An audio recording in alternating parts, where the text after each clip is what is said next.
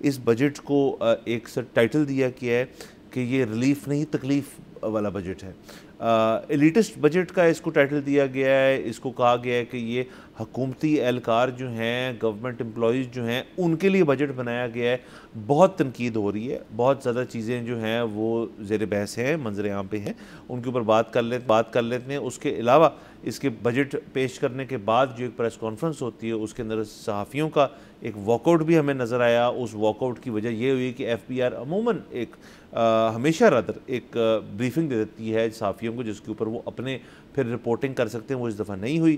وہ چونکہ نہیں ہوئی تو اس کے بعد صحافیوں نے واک آؤٹ کر دیا جہاں پہ پریس کانفرنس ہو رہی تھی اس کمرے سے.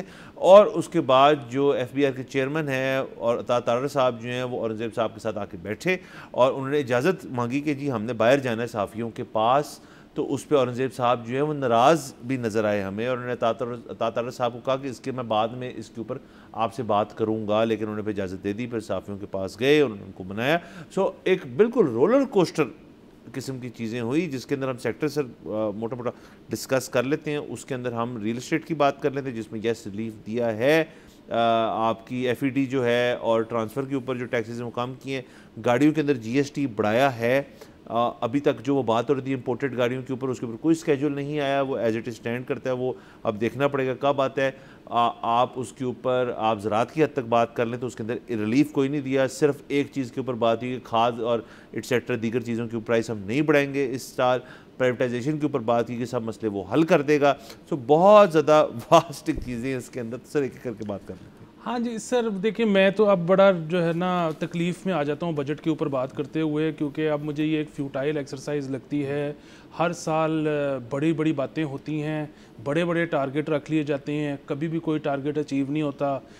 پھر ہم دیکھتے ہیں کہ اگر باقی دنیا ہم پہ مہربان ہو تو ہمیں ریلیف مل جاتا ہے, اور باقی دنیا مہربان نہ ہو تو تھوڑا سا ہمارا اسکرو ٹائٹ ہو جاتا ہے, لیکن ہمیں ابو واٹر رکھا جاتا ہے. باقی سب سے بڑا مسئلہ اس میں تنخواہ دار طبقے کا تھا.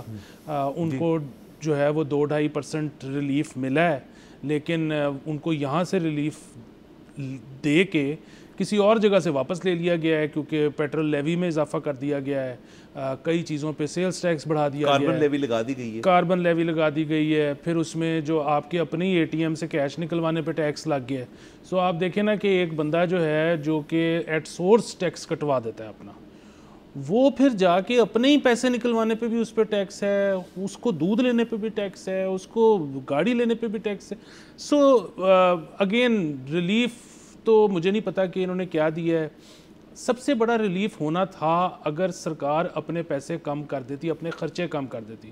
پرائم منسٹر ہاؤس کا خرچہ بھی بڑھ گیا ہے اور دیگر منسٹریوں کا خرچہ بھی کم ہونے کے بجائے بڑھ گیا ہے, اور ان کی جو تنخواہیں ہیں ہمارے ممبر اراکین کی وہ بھی 10% بڑھ گئی ہیں, جس سے مجھے کوئی اعتراض نہیں. میں تو کہتا ہوں کہ 20% بڑھائیں, لیکن بلدیاتی نظام لے کے آئیں, اور جو آپ کا ترقیاتی فنڈ ہے وہ M N A M P As کے بجائے بلدیات میں دیں. آپ کبھی ان سے پوچھیں تو یہ کہیں گے نہیں جی 25% بھی ہمیں قبول نہیں ہے تنخواہ میں اضافہ, ہم نے ترقیاتی فنڈ نہیں چھوڑنا. بنیادی بات یہ ہے کہ اس میں کوئی شک ہی نہیں کہ یہ ایلیٹ کے لیے بجٹ ہے, اور یہ چلتا رہے گا ایسا ہی معاملہ جب تک خدا نہ خواستہ جو ٹرک یہ چل رہا ہے یہ دیوار سامنے نہیں آ جاتی. ہمیشہ ایسے ہی ہوتا ہے کہ ایک وہ لوپ ہے, ہم اپنی جو ہے وہ فسکل ذمہ داریاں جو ہے بالکل تب جا کے پوری کرنا شروع کرتے ہیں جب انفلیشن جو ہے 30% سے اوپر چلی جاتی ہے. اس کے بعد اس کو بڑی مشکل سے باندھ کر سنگل ڈیجٹ میں یا 4-5% کے قریب لایا جاتا ہے. یہ بھی آپ نے پچھلے 3-4 سال تو آپ کی میموری میں تازہ ہے نا. اب یہ آگے ہے جب 4.5% پہ, تو اب پھر عیاشیاں ہوں گی, پھر یہ بم پھٹے گا ایک دن کہ پتہ لگے گا آپ کو کہ 30%-35% انفلیشن ہو گئی ہے. پھر اس کے بعد ہم وہی کریں گے جو ہم نے ابھی 4 سال پہلے کیا تھا. تو میں تو سر اس لوپ میں ہوں مطلب, اور آپ 77 سال میں تو چھوڑ ہی دیں کہ کیا کچھ ہوا ہوگا. یہ تو ہماری جو شعوری زندگی ہے, میں آپ کو اس کی بات بتا رہا ہوں کہ سن 2000 سے آپ نے اور مجھے تھوڑی بہت اپنے سراؤنڈنگز کی سمجھ آنی شروع ہو گئی تھی, کوئی اپنے تھوڑی سی نیوز فالو کرنی شروع کر دی تھی, تو اس میں کتنی دفعہ یہی فیزز آ چکے ہیں کہ جی باہر سے آج کل ڈالر آ رہا ہے, آج کل جی باہر سے ڈالر نہیں آ رہا, آج کل جی ہم نے وہ افغان ٹرانزٹ کھولا ہوا ہے, آج کل جی ہم نے افغان ٹرانزٹ بند کیا. بالکل مطلب اسکرپٹ بھی نہیں بدلتا. میں تو اب یقین کرے تھک گیا ہوں. सब्सक्राइब करें और बेल दबाएं ताकि कोई खबर रह न जाए।